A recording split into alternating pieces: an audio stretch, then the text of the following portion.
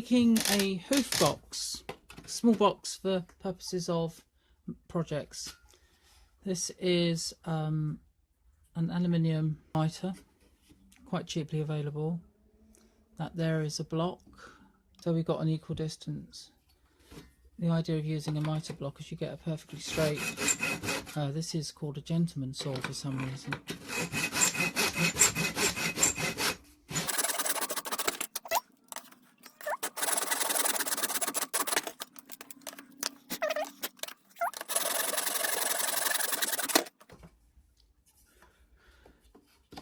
Four.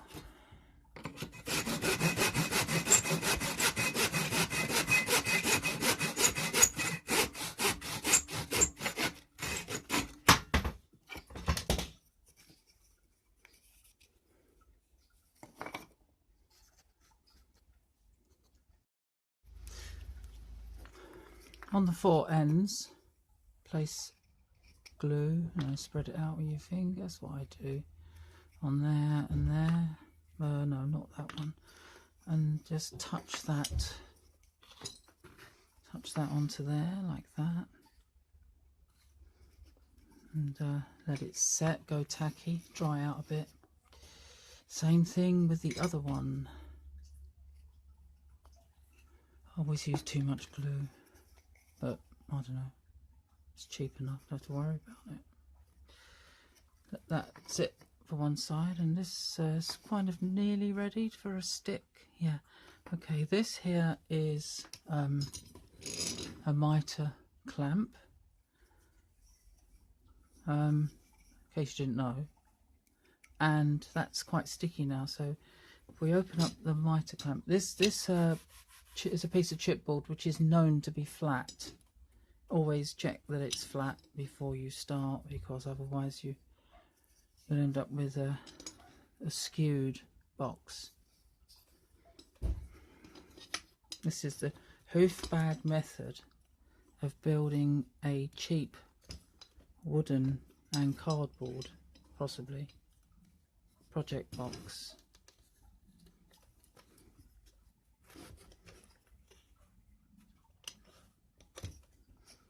I've done quite a few boxes like this in the past. So that we have to know that that's pushed firmly against that, and that's tight. That is pushed firmly against that, and it's laying flat.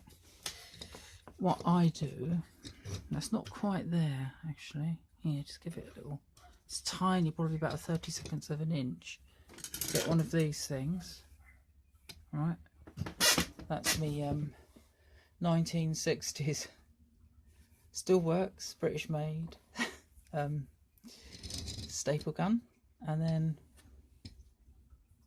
just one's usually enough, like that. Holds it while the glue's drying.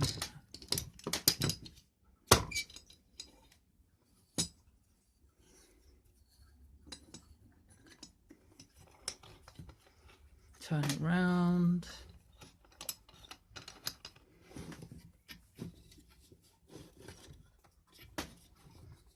Put another one in, like that.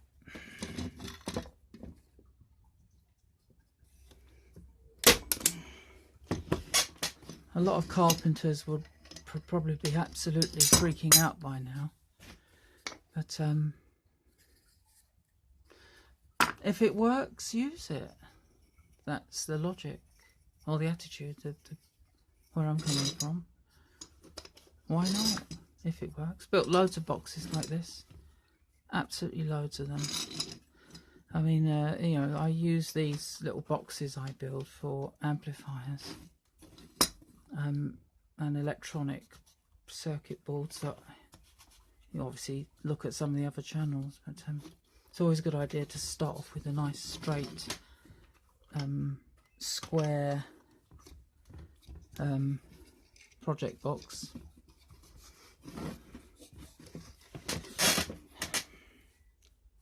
If it works, who cares if it's not correct? I don't. It works. That's the thing. It works. This would be ideal in little garden shed with a light, extension lead perhaps. Here we're using our gazebo, just touched onto where we live. Another one there.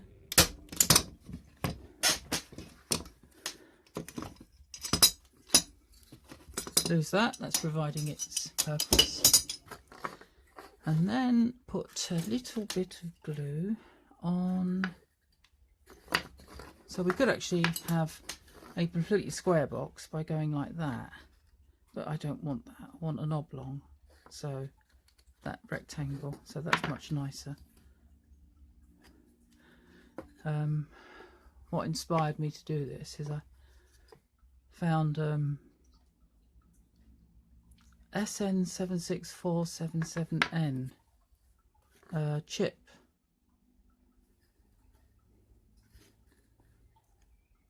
And I've just made a mistake. What I should have done is put that on the end there. Doesn't matter, a bit of extra glue won't hurt. Another one there, like that. There we go. It goes like that and like that. Sorry, like that. That's better.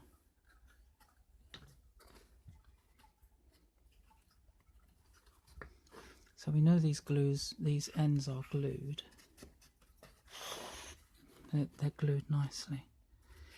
I mean, obviously I found an SN76477N chip.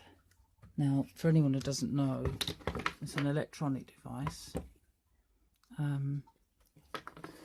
which creates interesting electronic effect noises. Got it sitting around somewhere, but it's such a mess, this table. Take me some time to locate it. Bit of glue on the end there. That's some there already, that's a great help. That goes there like that. Then we go like this, like that, and then turn it over this way. Make sure it's nice and flat. That nose goes there like so. I mean, these things I've got so cheap. I mean, you can buy a cheap one for about, I think, £7 or something like that nowadays. I don't know. I mean, I know someone I knew years ago bought one for a very low price. I'm surprised how cheap it was. At one time they were quite expensive. So that's the actual frame, nice and square.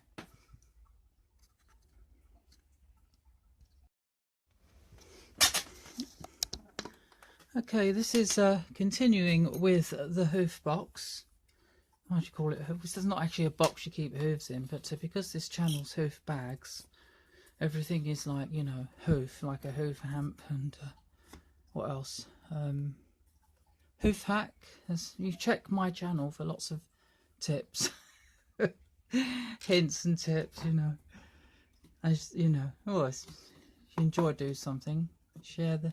So what I'm share the experience. So I'm using this little set square, combination square to be precise, just to make sure first of all that they're the same distance. Like, you don't want it skewed and oblong and with a bit longer at one side. It just looks so ugly. So we know the sides are perfectly okay, and then we do this to check shorter sides of the same box. Perfect. So this, I'm using this as a kind of depth gauge, but not only that, obviously the proper purpose of a set square is to do that. Obviously it's going to move about like that a little bit. So this is where the lid comes in. Now I've worked out, this is, I suppose it's a bodge, but it does look, I mean, we're only interested in the finished product. This actually is an old like one of those clip files, what do they call them, a binder. It's a clip binder, I believe. It's got these huge hoops in, and you put your papers and stationary objects. This is the actual remains of one of them, and I used a paper guillotine to make sure it was perfectly square before you check it against the set square. Yeah, that's cool, that one's. And by an amazing coincidence, the last time I used some of this cardboard, I made it big enough. None of this is planned, this is all totally accidental. It's big enough that it will just cover this frame that I've built. Okay, so next thing is Yoo-hoo. Incidentally, I mentioned in a previous video the SN76477N. This is actually a single chip synthesizer chip. When I bought it, I didn't realise it was a lot smaller than the original. There are two versions of the SN76477N. One of them has got a 0.1 inch matrix on the pins, but this is a smaller one for smaller spaces, and it's 0.04 inch spacing between the pins, and it was absolute nightmare. But I got stripped out some mains flex to get the very thin strands out, soldered them onto these pins. Huge. I mean, it took me quite a long time using trusty miniature Antec soldering iron. This is delicate work, and I've actually soldered it onto a 0.1 inch matrix. Now it's been through a lot. It's been trodden on and found in the bottom of a box, so I don't know if it still works. There's a good chance it might, but I thought, well, wouldn't it be nice to build another synthesizer, a single chip synth? And I've built one before and they sound quite good, so that's a little project for the future. But it inspired me to get into working on cardboard and wooden boxes again, which is what we're doing here. So that goes to one side for later on. Get the old Yoo-hoo. This is great from a pound shop. It's great stuff. We go all the way. You don't need loads and loads and loads of it. Just a, I think they call it a bead, don't they? Sort of thing, right? Like that. All the way around. Like so. Now obviously if we need a box with a hinge on it, closable box, like a jewellery box, you can make a little jewellery box. Long time since I've bothered to wear any jewellery. Too old for it really. Too old and ugly. There you go. So we know that this is definitely square because this was actually the ring binder, and these are the edges that the ring binder, and they always, you know, even though it's not necessary to be completely square, they always are a ring binder. So if we just let that set for a bit and come back, well, what I should do is once you stuck that on there, lift it off, just a little bit more glue and let it set. It's missing in places, so just all the way along like that there, for example. Sorry, there. The glue is dead easy to wipe off if you end up with too much. So we'll come back in a characteristic YouTube style editing cut when it's set a bit. Okay, see you in a bit.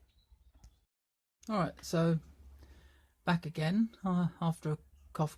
I've still got to drink it, but yummy. There we go. So here we just check that it's not too, I think it's 5 minutes maybe, and stick that on there like that. There we go. Give it a press around and always, you know, push it up against a flat surface like that, and there we are. That's that.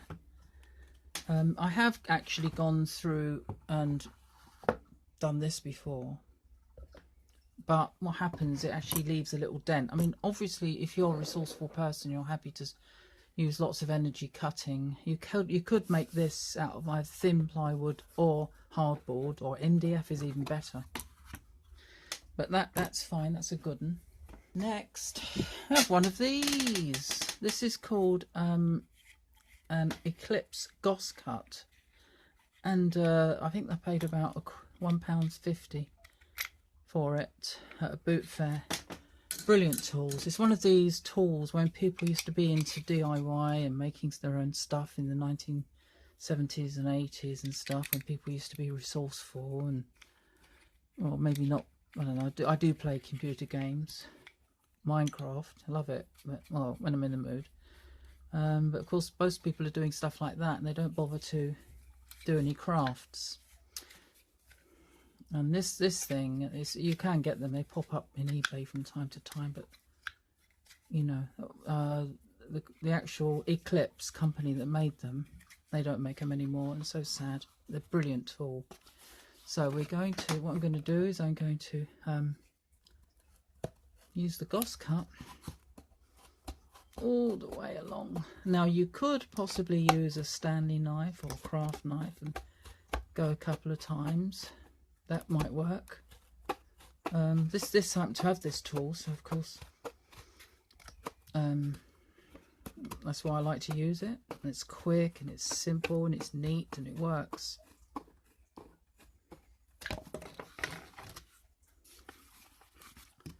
Amazing tool. And in actual fact, I can't see any time when it will wear out, because it's got like a sort of thicker bit where the blade is, and this is adjustable, so you can actually adjust the size of the cutting bit, the slot that it cuts into.